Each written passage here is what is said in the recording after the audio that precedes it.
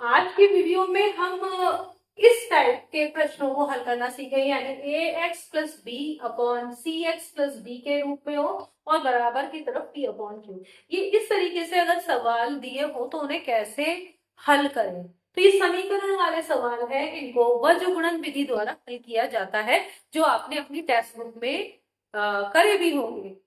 लेकिन अगर short trick से करना है, जैसे कोई कंपटीशन में आपको भाग लेना है या फिर आपको बहुत ही कम समय में इसे करना है, तो आप x की वैल्यू कैसे निकालें, क्योंकि यहाँ पर क्या करना है, इसको हल करना है। आप वज्र गुणन से इसे करते हैं, यानी क्रॉस मल्टीप्लाई, इनको इससे इस तरीके से क्रॉस मल्टीप्लाई करते हैं और फिर x की वैल्यू निकालते हैं। लेकिन हम डायरेक्ट x की वैल्यू कैसे निकालें ये सीखेंगे। तो चलिए, इसको जो निकालने का मेथड है, जो शॉर्ट ट्रिक है, मैं उसे बताती हूँ। अगर आपको x की वैल्यू निकालनी है तो अंश में आप क्या लिखेंगे, इसको इस तरीके से कर दीजिए, ये ऊपर वाला अंश और नीचे वाला हाथ।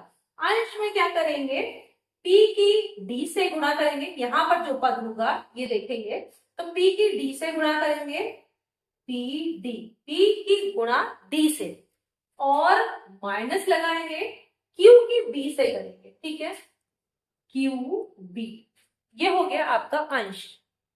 और नीचे में क्या करेंगे, ए की करेंगे क्यू से और फिर माइनस लगाएंगे, और पी की करेंगे यानी सी की पी से, ए क्यू और सी पी। ये बस आपको करना है, आपका आंसर आ जाएगा। ये आपको ध्यान में रखना है कि कौन से में अंश में क्या करना है और पद में क्या करना है। अब हम इसको अप्लाई करके इन सवालों को निकालेंगे। तो पहले वाले सवाल में देखते हैं x की वैल्यू क्या होगी। आप डायरेक्ट x की वैल्यू कर रहे हैं, नहीं तो आपको क्रॉस मल्टीप्लाई करना होता, 4 को इस पूरे से मल्टीप्लाई करते, फिर 3 को इससे मल्टीप्लाई करते, फिर उसे सॉल्व करते। तो डायरेक्ट कर रहे हैं हम। पीडी का मतलब क्या है, 3 की आप 2 से गुणा करेंगे। अभी मैं एक में लिख के कर रही हूँ, फिर दूसरे में 3 दूनी 6 आप कर सकते थे सीधे भी, लेकिन मैं आपको रख के करके दिखाती हूँ। 3 दूनी 6, यहाँ पे 3 की 2 से गुणा करेंगे, फिर 4 की 3 से करेंगे, क्यू बी। देखिए ये आपका है क्या, क्यू है, और ये आपका बी है। देखिए इससे इसको कंपेयर करिए तो आपको समझ में आएगा। तो आपकी ये होगी 3 और 4 की गुणा। नीचे क्या होगा, ए का जो एक्स का गुणांक है ए, 2 की 4 से गुणा,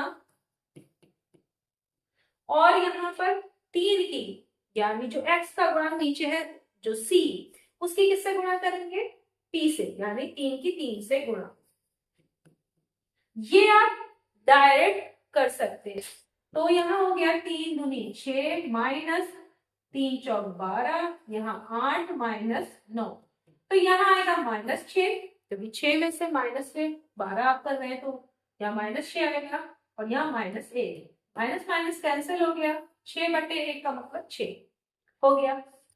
कैसे किया है, अब हम यहाँ पर डायरेक्ट भी कर सकते हैं। यहाँ भी x की वैल्यू निकालनी है, बिल्कुल इसी तरीके से दिया है, x plus b upon c x plus d is equal to p upon q के की फॉर्म में ये है। तो x की वैल्यू निकालने के लिए आप क्या करेंगे, 7 की 1 से गुणा, आप सीधे करिए, 7 7 एकम 7, फिर 3 की -4 से गुणा, ध्यान दीजिएगा यहाँ पर चिन्ह को नहीं छोड़ना, 3 की -4 से गुणा करेंगे तो माइनस का 12 आएगा, फिर 5 की 3 से गुणा 15, 2 की 7 से गुणा 14 हो गया। अब यहाँ माइनस माइनस प्लस, तो 7 प्लस 12/1, 15 में से 14 गया, कितना आ गया आपका 19। आंसर हो गया, कितनी आसानी से आपने निकाल लिया। अगला वाला देखते हैं, इस वाले में y की वैल्यू निकालनी है। तो x हो, चर की वैल्यू y हो, कुछ भी दिया हो, x चर कोई सा भी दिया जा सकता है, a b c कुछ भी हो, तो उससे कोई फर्क नहीं पड़ता। y निकालना है तो फिर वैसा ही करना है, किसकी, 3 की -1 से गुणा करिए तो माइनस का 3 आएगा, फिर माइनस करेंगे। अब क्या करेंगे, 5 की 3 से गुणा करेंगे 15, फिर 4 की 5 से गुणा करेंगे 20, फिर 3 की 2 से गुणा करेंगे 6 हो गया। अब क्या करना है, माइनस से कितने होंगे 18, और यहाँ पर कितना होगा 14 प्लस 3, ये हो गया। अब कुछ कट रहा है तो काट लीजिए, जैसे यहाँ पे कट रहा है, 2 से कट रहे हैं दोनों, 2 9 18, 2 7 14, -9/7, ये आपका y की वैल्यू आ गई। तो देखा आपने कि अगर आपको वर्गीकरण विधि इसमें अप्लाई नहीं करनी है, x की वैल्यू निकालनी है, तो आप डायरेक्ट x की वैल्यू निकाल सकते हैं अगर आपको ये पता है। ठीक है, तो आप इसको अगर ध्यान में रख लें तो कुछ आप सेकंडों में इस तरीके के सवाल हल करके x की वैल्यू निकाल सकते हैं। नेक्स्ट वीडियो में हम किसी और ट्रिक के साथ मिलेंगे, तब तक के लिए धन्यवाद।